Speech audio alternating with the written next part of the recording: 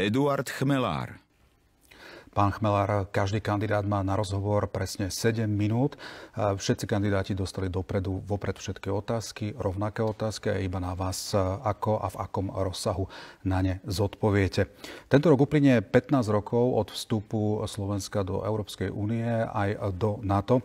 Je podľa vás členstvo v týchto zoskupeniach zárukou bezpečnosti, stability a prosperity našej krajiny? V prípade Európskej únie nie je o čom diskutovať. Európska únia je náš životný priestor. Tam by sme sa už mali oslobodiť od tých debát, kto je za a proti Európskej únii. Prípada mi to také primitívne, ako keby sme sa bavili, kto je za a kto je proti Slovensku a neriešili tie konkrétne veci, kvalitu tých ponúk. V prípade NATO je to zložitejšie. Severoatlantickú alianciu považujem za historický relikt studenej vojny, ktorá mala zaniknúť s Varšavskou zmluvou, ktorá pre nás nie je dostatočnou zárukou bezpečnosti a ja chcem bezpečnosť Slovenska zvýšiť. Preto presadzujem spoločnú európsku obranu a ako prezident by som túto otázku na samitoch Európskej rady nastoloval a získaval pre ňu spojencov. Slovensko má s členstvom NATO určité záväzky voči spojencom. Americký prezident Donald Trump presadzuje, aby každý členský štát vydával viacej prostriedkov na obranu. Mali by to byť 2% HDP.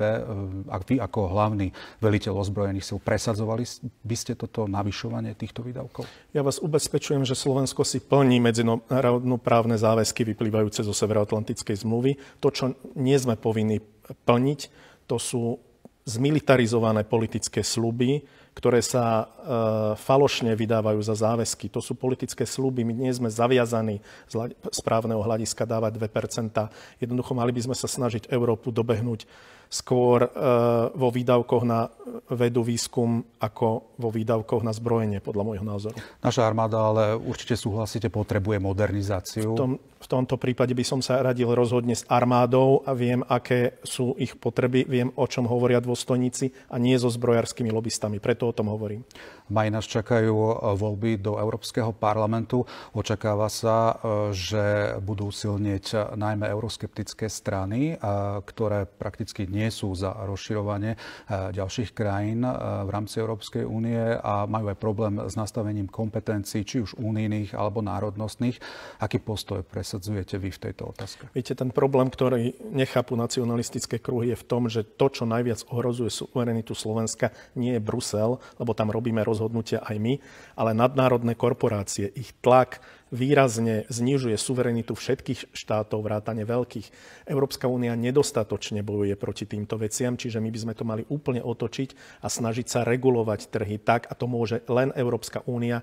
Malý štát, taký ako Slovensko, keby chcel byť nezávislý, tak by bol taký nezávislý, že by od neho nič nezáviselo. Súhlasíte s tvrdením teda, že Brusel sme aj my, teda aj Slovensko? Prirodzene, veď hlavná ťarcha rozhodnutí spočíva v ministerských radách. To si málo kto ľudí uvedomuje, že tie rozhodnutia robíme aj my.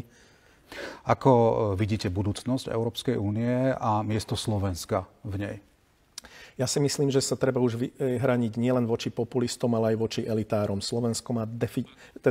Európska únia má deficit v oblasti demokratizácie a tam by sa malo urobiť najviac. Európa bude buď demokratická, alebo nebude.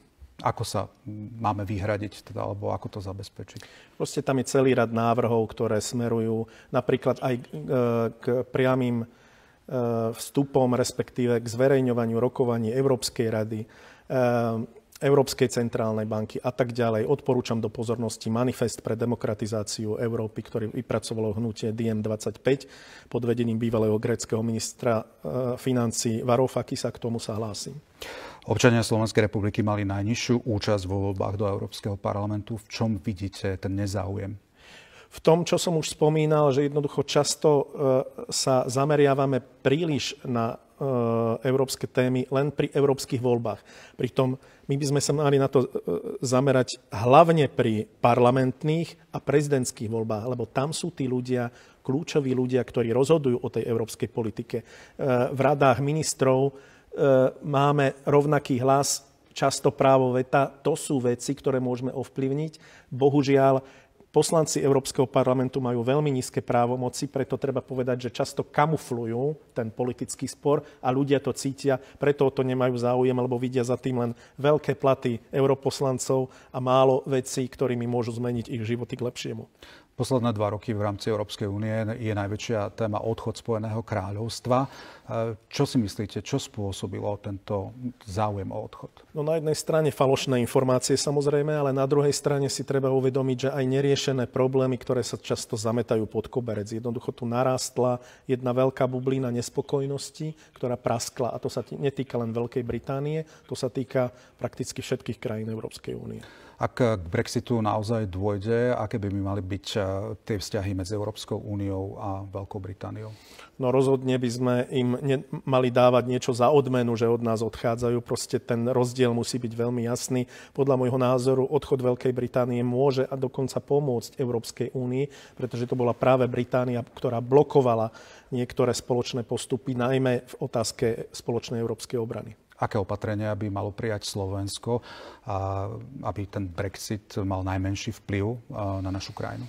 Malo by sa obrátiť aj na iné trhy, ako sú ruské, čínske a nebyť pápežskejší ako pápež. Mala by sa Európska únia ďalej rozširovať? Ak áno, o aké krajiny podľa vás? Narábal by som s tým veľmi opatrne. Rozhodne vrelo podporujem členstvo Srbska v Európskej únii, pretože Srbsku veľa dlhujeme. Ale čo sa týka postsovietskeho priestoru, proste tam platí, že všetky krajiny musia spĺňať kodanské kritéria, tak ako sme ich museli spĺňať my a vôbec by sme nemali ani len uvažovať o tom, že by sme im niečo odpustili. Tie krajiny nie sú pripravené na členstvo.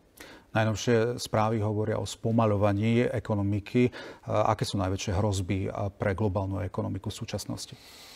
Je to najmä koristnícky kapitalizmus, ktorý ohrozuje sociálne výdobytky a environmentálne štandardy, ktorý ničí klímu. To je alfa omega všetkého. Ako by sa malo Slovensko pripraviť na tieto horšie časy, ktoré pravdepodobne prídu? Malo by predovšetkým veľmi silno chrániť svoje zdroje, či už je to voda, pôda a iné komodity, ktoré budú čoskoro veľmi vzácne. Aký máte postoj v otázke migrácie, pretože naprieč celým politickým spektrom na Slovensku sme viac protimigrační. Demografia hovorí o iných výsledkoch do budúcnosti. Mali by sme byť pozitívnejší? Pozrite sa, Slovensko má najprísnejší azylový zákon v Európskej únii, ale to, čo nemá, je vlastná azylová politika. Minimálne na takej úrovni ako Kanada, kedy by sme si vedeli rozlíšiť, ktorých ľudí potrebujeme, myslím odborníkov, a ktorých kapacitu jednoducho nezvládneme. Ja presadzujem názor, že v stave, kedy nie sme schopní zabezpečiť vlastných 250 000 ľudí, vymaniť ich z chudoby, proste nemáme prostriedky, nemáme infraštruktúru, tento štát nemá na to, aby sa postaral o nejaké väčšie množstvo ľudí. Ale to tu na Slovensku nehrozí. My máme problém skôr s tým, že my v skutočnosti nemáme nejakú racionálnu azylovú politiku. Ďakujem, pán Chmelár. Vyčerpali ste si zákonom stanovený čas pre túto časť rozhovoru. Ďakujem pekne.